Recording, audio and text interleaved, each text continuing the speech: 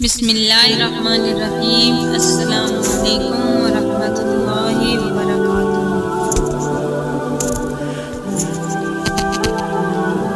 اسے ریسکیو والے ایمبولینس میں ڈالنے کی کوشش کر رہے تھے اور وہ مسلسل مزاحمت کر رہی تھی۔ وہ کہتی تھی مجھے چھوڑ دو، یہاں تک کہ جب تک وہ اپنے ہوش حواس میں رہی اس نے مزاحمت جاری رکھی۔ آخرکار خون زیادہ بہہ جانے کی وجہ سے وہ نیم بے ہوش ہو کر گر پڑی۔ اس کے بعد اسے ایمبولینس میں ڈالا گیا اور پھر ایمبولینس اسے لے کر روانہ ہو گئی۔ مزاحمت کے دوران وہ مسلسل ایک ہی فکرہ دہرا رہی تھی کہ دعا کرو میں مر جاؤں، کوشش کرو میں مر جاؤں، میں زندہ نہ رہوں۔ مجھے پہلی بار یہ احساس ہوا کہ لوگ زندگی سے اتنا بھی تنگ ہیں۔ وہ زندگی جسے اللہ تعالیٰ نے نعمت بنا کر عطا کیا ہے، مجھ جیسے کچھ برے انسانوں کی وجہ سے وہ زندگی لوگوں کے لیے عذاب بن چکی ہے۔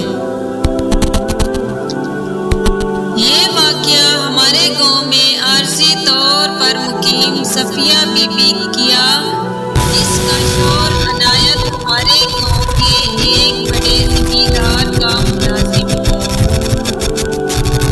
جس کے لیے عرف عام میں یا پنجابی زبان میں سیری گزارے کا لفظ بھی کہا جاتا ہے۔ زمیندار اس شخص سے اس کی حیثیت سے بڑھ کر مشقت لیتا ہے۔ عنایت زمینداروں کے پاس مختلف بٹوں سے بکتے ہوئے پہنچا تھا، یہاں تک کہ پہنچتے پہنچتے اس پر قرض 4 لاکھ ہو چکا تھا۔ وہ پچھلے 1.5-2 سال سے زمیندار کے ہاں ملازم ہے، لیکن ان 2 سالوں میں وہ فقط اپنا 8,000 روپے قرض اتار پایا ہے۔ وہ فقط 8,000 روپے ماہانہ پر ملازم ہے، جس سے صاف ظاہر ہے کہ اس کے گھر کا خرچہ بھی نہیں چلتا۔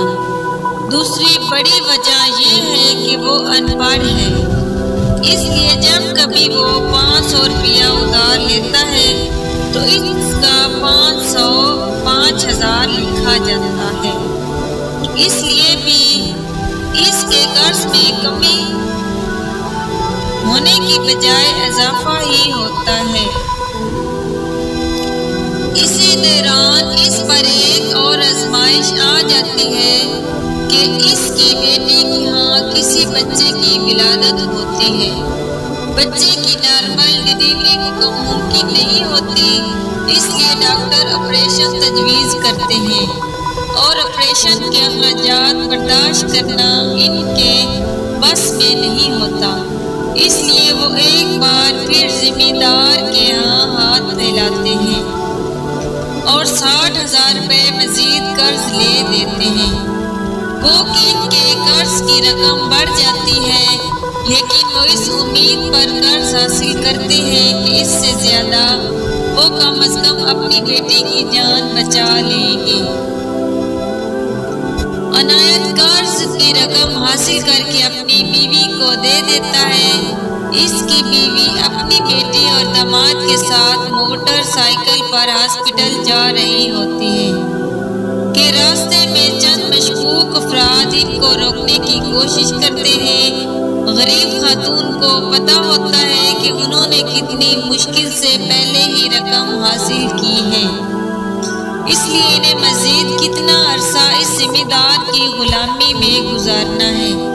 اس لیے وہ اس پیسے کی قدر جانتی ہیں اور وہ ان مشکوک لوگوں کے روکنے پر بھی نہیں رکتی، تو وہ مشکوک لوگ موٹر سائیکل پر ان کا پیچھا شروع کر دیتے ہیں اور ان کو بھی سڑک کے گرا کے لوٹ لیتے ہیں۔ سڑک پر گرنے کی وجہ سے عنایت کی بیوی کے سر میں گہری چوٹ لگ جاتی ہے اور اس کا خون بہنے لگتا ہے۔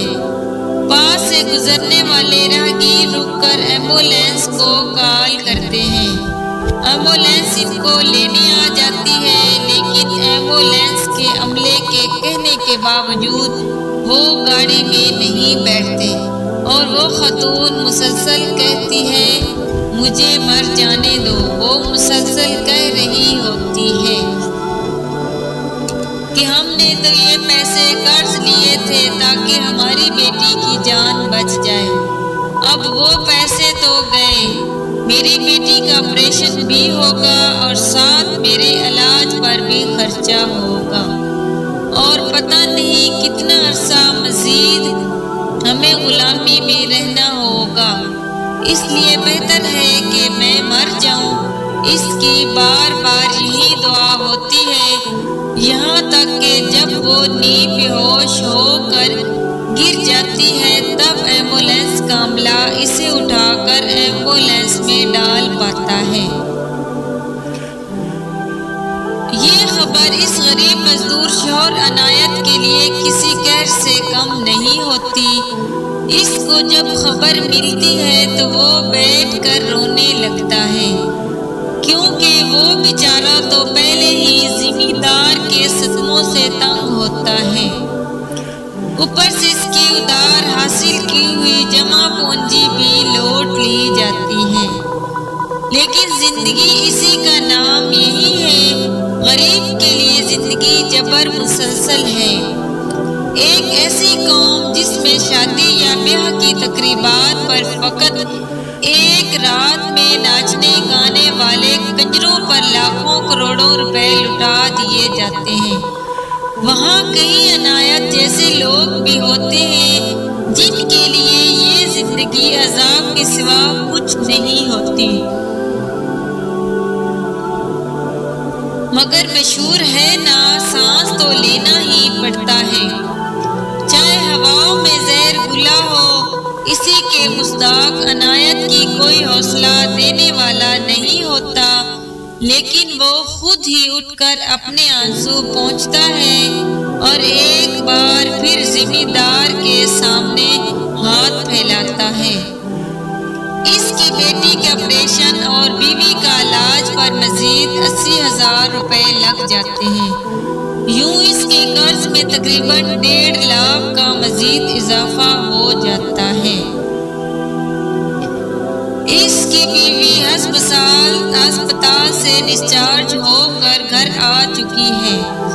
मैं भी अपनी वालदा के हमरा इसकी खबर गेरी करने के लिए इनके घर गया, मगर इनके घर जाने से पहले मैंने इनकी माँ बेटी की अदवायात का नुस्खा मंगवाया। दोनों की 15-15 दिन की दवाएं खरीदी, साथ इनके घर के लिए 1 महीने का राशन खरीदा और इनकी खबर गेरी करने इनके घर पहुंच गया। यकीन करें, जब मैं इतना सब कुछ लेकर इनके घर दाखिल हुआ तो अनायत मेरे गले से लगकर रोने लगा, क्योंकि वो मुझे सारा दिन जिम्मेदार की भैंसें चराता है और शाम को इसके घर में 1 कप दूध भी नहीं था कि वो बेटी या बीवी आने वाले किसी मेहमान को चाय पिला सके। इस तहरीक के जरिए मैं लूटने वालों को पैगाम देना चाहता हूँ कि लूटने से पहले लूटने वाले की हैसियत देख लिया करें। दूसरा, वडेरों को कहना चाहता हूँ, अपने गुलामों को कम अज कम इंसान तो समझो। जो भी हदायत पर कायम रहने के लिए मुस्लिम इरादा कर लेता है तो अल्लाह ताला इसके लिए वसीला भी बना ही देता है।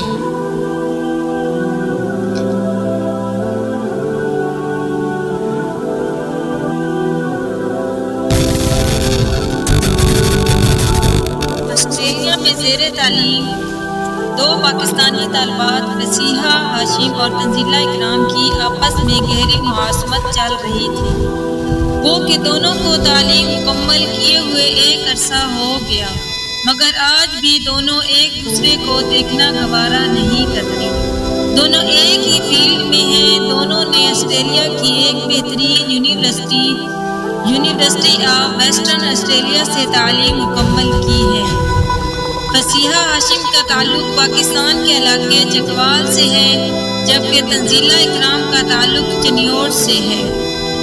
ان دونوں کی یہ مخاصمت آپس میں دشمنی میں اس وقت بدل گئی جب کلثوم نامی ایک اور پاکستانی لڑکی آ گئی۔ کلثوم ایک مڈل کلاس گھرانے سے تعلق رکھتی تھی۔ اللہ تعالیٰ نے اس کے لیے سبب پیدا کیا اور وہ آسٹریلیا میں تعلیم حاصل کرنے کے لیے چلی گئی۔ وہاں اس کو رہائش تنزیلہ اکرام کے ساتھ ملی۔ تنزیلہ کا تعلق ایک ایسے فرقے کے ساتھ جسے تمام مسلمان متفقہ طور پر کافر قرار دے چکے ہیں، مگر عملہ وہ حقیقی معنوں میں دور جدید کے بہت سارے کمزور ایمان والے مسلمانوں سے بڑھ کر تھی۔ اس کا لباس مغربی ہو چکا تھا۔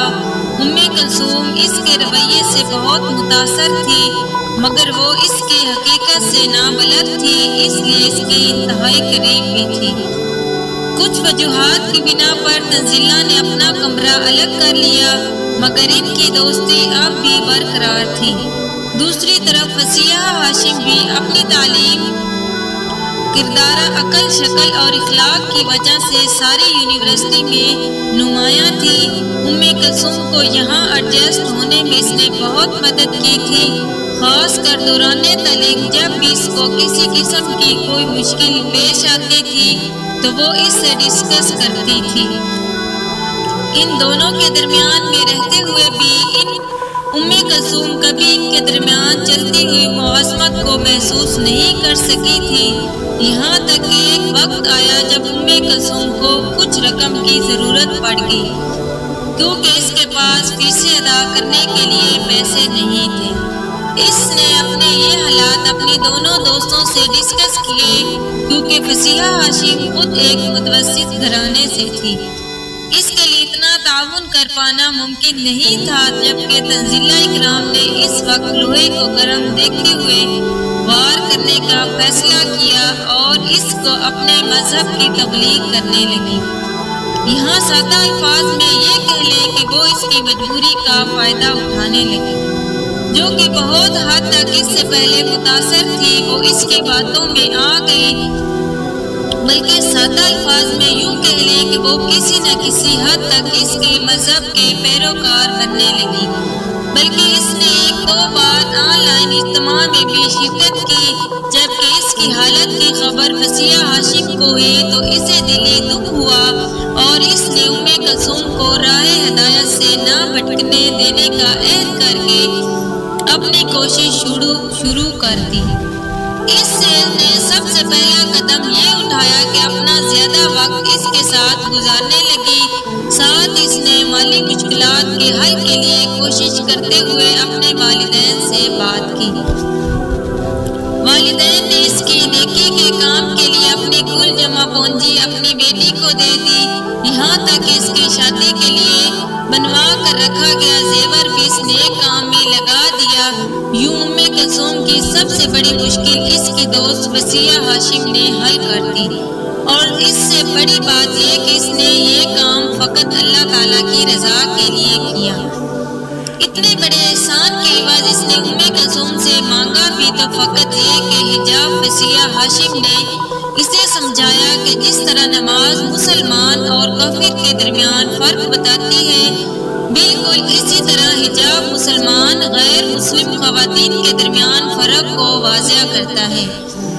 اس نے آئندہ باحجاب رہنے اور راہ ہدایت پر قائم رہنے کا وعدہ کرتے ہوئے اپنے دوست کو بتایا کہ وہ سب سے زیادہ تنزیلہ اکرام کے اخلاق اور اثار یعنی کسی کی خاطر قربانی دینے کے عمل سے متاثر تھی، اور وہ کہتی تھی کہ یہ سارے اعمال اس نے جماعت کے سے سیکھے ہیں۔ اس کی بات مکمل ہو جانے پر فصیحہ ہاشم نے اسے ترجمہ قرآن پاک اور حدیث مبارکہ کی کتب دیتے ہوئے کہا کہ انہوں نے یہ سب کچھ ان کتب سے یعنی اسلامی تعلیمات سے سیکھا ہے، مگر افسوس کہ وہ منافق نکلے اور اس میں رد و بدل کر کے اسے دنیاوی مقاصد کے لیے استعمال کرنے لگے۔ خیر وقت گزرتا رہا اور جب فصیحہ اور تنزیلہ نے تعلیم مکمل کر لی اور الوداعی ملاقات کی جو کہ کلثوم کے کمرے میں ہوئی تو تنزیلہ نے اسے کہا کہ تم ہمیشہ میرے نشانے پر رہو گی۔ اس کی بات سن کر فصیحہ نے تحمل سے کہا جسے خدا قائم رکھنا چاہے اسے کون مٹا یا پھٹکا سکتا ہے۔ فصیحہ کی بات مکمل ہوتے ہی کلثوم نے کہا بے شک۔ اگر ویڈیو پسند آئے تو ویڈیو